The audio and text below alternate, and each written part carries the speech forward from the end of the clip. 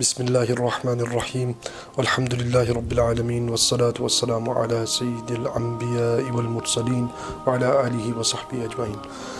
Subject matter for today is time to wake up. On the subject matter of time to wake up, given that we've had a recent death in the Ummah of Muhammad Ali rahmatullahi ta'ala alayh, I think it's a fitting tribute to him that each of us take lessons from his life and the life of people like him, like Malcolm X, Malik al-Shabazz, and people who have passed, rahmatullahi ta'ala alayhim, and what they stood for. And in their time, I think they faced greater difficulties and greater hurdles than we have faced in the modern age, but they've overcome those hurdles. And they overcome those hurdles with strength, dignity, and very solid character. So for us as a learning lesson to look at those that Allah subhanahu wa ta'ala sent to us as examples in our age, not only the Prophet sallallahu alaihi wasallam, who's somebody we can read about, and his companions radiyallahu ta'ala anhum ajma'in, and those who followed them, the best of generations. But if we can't access those sources entirely in terms of the books, we can access modern day people who showed us how it's done.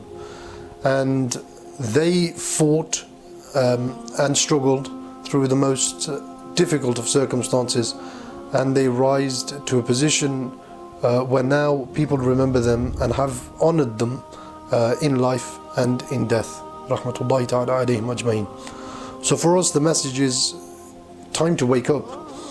We need to take our role models, ensure that our role models are those people who have survived great challenges, overcome great challenges, and come through it stronger, insha'Allah ta'ala. So currently we have great issues within our community, and those issues are generally founded on what my teacher Murabit al-Hajj would say, diseases of the heart, illnesses of the heart, hate, anger, pride, vanity. These are causing great problems for people across societies and communities, and these are haram. To harbour these in one's heart, or to hold them in one's heart, or to allow them to fester in one's heart is haram. To allow freedom from these, or to free oneself from these, is called riyadat al-nafs, or the purification of the soul. And this is what many people of many denominations across the Muslim world labor for, the purity or the pureness of the soul. They attempt to achieve it. Now with great difficulty, because we have shayateen whispering, we have challenges that are given to us by Allah subhanahu wa ta'ala, and then we have negative influences which affect us, and these all work to take us backwards, to keep us in a lull, to keep us in a sleep, to keep us in a dazed state, so that we forget that Allah subhanahu wa ta'ala is over all things. This message is for me first and foremost, before it is for anyone else. It is, of course, time to wake up. There's no reason that we should be in a state of sleep or in a state of lull. We should do the best we can for others across our communities and families, and we need to wake up to the fact that Ramadan is here, the opportunity for us to work towards gaining a ma'arifah, or knowledge, or closeness, or relationship with Allah subhanahu wa ta'ala is upon us.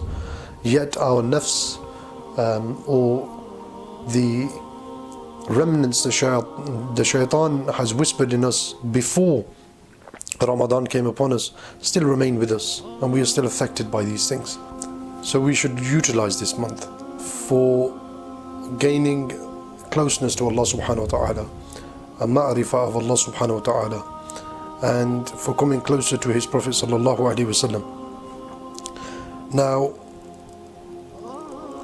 this sleep that we tend to go in, Allah subhanahu wa ta'ala describes it as if we were in a state like cattle who graze and merely graze. They don't attain any great intellectual or spiritual stimulation. They just follow their natural desires. And to hold oneself away from their natural desires, to control themselves and gain self-control over one's lower self, is the purpose of Ramadan. So it is in a sense waking up, or waking our inner state, our inner hal, to a higher degree, and not to allow sadness to overcome us. And this is, to me, first and foremost, sadness or hopelessness to overcome us, because Allah subhanahu wa ta'ala says, Inna awliya Allahi la khawfun alayhim wa la hum yahzanun. Surely the friends of Allah subhanahu wa ta'ala, there is no fear on them, nor do they grieve. So it is for us to rise to this station, insha'Allah ta'ala, through the dhikr of Allah subhanahu wa ta'ala, in both action and on tongue, and in the way that we treat one another, and in the manner that we conduct ourselves, in the purification of the tongue, in the purification of the heart.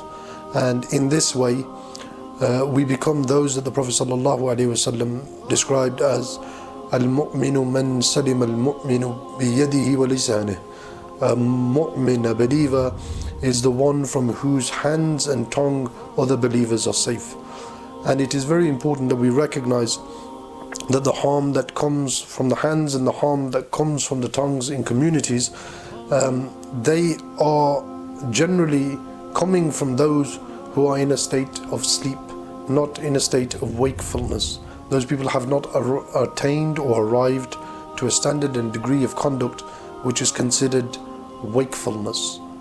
And so in the Islamic understanding, so we should become people who recognize other people's rights and recognize our own responsibilities, and then consider that we must control ourselves in a manner which is befitting, and our conduct should coordinate itself in such a way, or we should carry out our conduct and our speech in such a way that is considered or likened to those who are awake and those who have reached a state or degree of ma'arifah, or knowledge with Allah subhanahu wa ta'ala. And knowledge brings us to a state of wakefulness. And so we should make dua on this Ramadan, that Allah subhanahu wa ta'ala accepts from us our actions, our good actions, and forgives us our shortcomings, and raises us to a degree and standard where we are wakeful for His sake, Jalla wa Ala, and that we arrive to a point and a degree and a place where Allah subhanahu wa ta'ala makes us from His elect and chosen ones. Ameen Ya Rabbal Alameen.